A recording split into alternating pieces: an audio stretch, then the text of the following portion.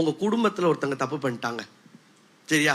உங்கள் 18 வயசு பையன் குவார்டர் அடித்து தண்ணியை போட்டு அப்படியே வந்துட்டான், வந்து வீட்டில் குடிச்சு அப்படியே வாந்தி எடுத்து விழுந்து கிடக்கிறான். உடனே என்ன பண்ணுவீங்க? நல்ல ஒரு பப்ளிக் அனௌன்ஸ்மெண்ட் சிஸ்டம், அந்த தெருவுக்கே கேட்குற மாதிரி 4-5 ஸ்பீக்கர் கட்டி நல்ல ஒரு மைக்கை வாங்கி பொதுமக்களுக்கு இதன் மூலமாக ஒரு அறிவிப்பை நாங்கள் கொடுக்க கொள்ள விரும்புகிறோம். எங்கள் குடும்பத்தை சார்ந்த எங்களுடைய 7வது மகன் பிரேம்குமார் அவன் நேற்று தினத்திலே ராத்திரி 11 மணி அளவிலே 2 கோட்டரையும் அடித்து மிச்சர் பாக்கெட்டோடு எங்கள் வீட்டிலே குளித்து வாந்தியோடு விழுந்து கிடந்தார் என்பதை பொதுமக்களுக்கு நாங்கள் அறிவித்துக் கொள்கிறோம். வணக்கம். அப்படியே பண்ணுவீங்க?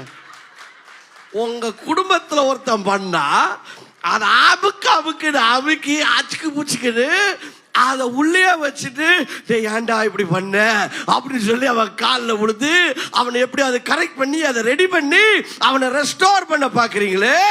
ஆனா சபை குடும்பத்துல இல்ல சபையில ஒருத்தன் பண்ணா மட்டும் ஏதோ ரயில்வே ஸ்டேஷன் அனௌன்ஸ்மெண்ட் மாதிரி அவனை அசிங்கப்படுத்தணும்னு நினைக்கிறீங்களே.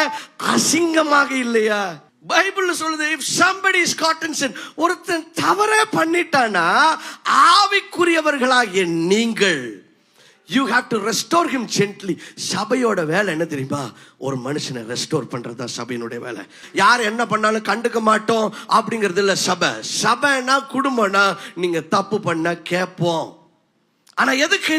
the intention matters. அவங்களை அசிங்கப்படுத்துறதா இல்ல, அவங்களை ரெஸ்டோர் பண்ணணும். Because I love you so much to ignore what you're doing. I'm not talking about we intruding people's personal space, but then in the church when a brother fails, we will hold him accountable. We will try to restore him because that is the job of the church. சபையோட வேலை அது.